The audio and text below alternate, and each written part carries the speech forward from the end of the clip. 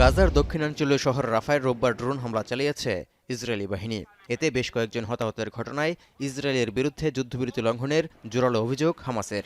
এ অবস্থায় যুদ্ধবিরতির মধ্যে নতুন করে তুঙ্গে হামাস ইসরায়েল উত্তেজনা। এতে ইসরায়েল হামাসের মধ্যে দ্বিতীয় পর্যায়ের যুদ্ধবিরতি আলোচনা নিয়ে শঙ্কা বাড়ছে।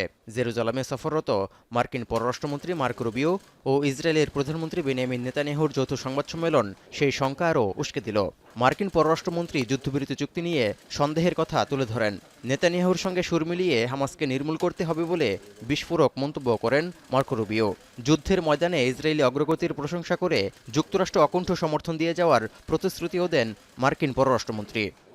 Nation that's always sought peace, but will not allow itself to be intimidated or destroyed by its enemies. And on that front, you can always count on us, as long as I'm in this position and President Trump is in the White House. পক্ষান্তরে গাজা নিয়ে ট্রাম্পের সাহসী দৃষ্টিভঙ্গির প্রশংসা করে অবরুদ্ধ ভূখণ্ডের ফিলিস্তিনিদের পুনর্বাসনে মার্কিন প্রেসিডেন্টের পরিকল্পনার প্রতি সমর্থন পুনর্ব্যক্ত করেন নেতানিয়াহু। একই সময় হামাস যদি সব ইসরায়েলি জিম্মিকে মুক্তি না দেয়, তাহলে গাজায় নরকের দরজা খুলে দেওয়ার হুমকি পুনর্ব্যক্ত করেন ইসরায়েলের প্রধানমন্ত্রী। এছাড়া কিছুতেই সিরিয়াকে ইসরায়েলের বিরুদ্ধে আক্রমণের জন্য মঞ্চ হিসেবে ব্যবহার করতে দেয়া হবে না বলেও হুঁশিয়ারি দেন তিনি। We will bring all our hostages home, and we will ensure that Gaza never again poses a threat to Israel.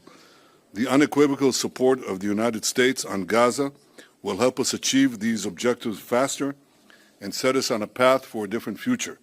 এদিকে মধ্যপ্রাচ্যে সব অশান্তির পেছনে ইরানের হাত আছে বলেও মন্তব্য করেন মার্কিন পররাষ্ট্রমন্ত্রী। তাই মধ্যপ্রাচ্য জুড়ে ইরানের ছত্রছায়ায় গড়ে ওঠা বিভিন্ন সশস্ত্র শক্তিকে মোকাবিলার ঘোষণাও দেন তিনি। এছাড়া ইরানকে কখনোই পরমাণু শক্তিধর দেশ হতে দেয়া হবে না বলেও মন্তব্য করেন mark Rubio. The common theme in all of these challenges is Iran. And there can never be a nuclear Iran.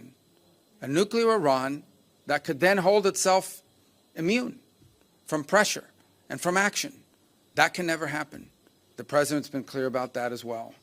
গেল 16 মাসে তেহরানের বিরুদ্ধে শক্তিশালী আঘাত হানার দাবি করে নেতানিয়াহু বলেন, যুক্তরাষ্ট্রের সমর্থনেই ইরানের বিরুদ্ধে তার দেশ শেষ আঘাত হানবে। Israel and America stand shoulder to shoulder in countering the threat of Iran. We agree that the Ayatollahs must not have nuclear weapons. And we also agree that Iran's aggression in the region has to be rolled back. এদিকে যুক্তরাষ্ট্রের মধ্যস্থতায় যুদ্ধবিরতি শর্ত হিসেবে 18 ফেব্রুয়ারির মধ্যে Israeli বাহিনীকে Lebanon থেকে সরে যাওয়ার বিষয়ে সতর্ক করল ইরান সমর্থিত লেবাননের সশস্ত্র গোষ্ঠী হিজবুল্লাহ। অন্যদিকে গাজায় যুদ্ধবিরতি চুক্তির বিষয়ে আলোচনা করতে সোমবার মিশরে যাওয়ার কথা রয়েছে ইসরায়েলি আলোচকদের। তৌহিদুর রহমান, এখন বিশ্ব। কালার এক্সপার্ট, জর্জ স্যাপ এবং মাইল্ড অন হ্যান্ডস টেকনোলজি সমৃদ্ধ অরিক্স ক্রিস্টাল ওয়াশ আপনার লন্ড্রি এক্সপার্ট।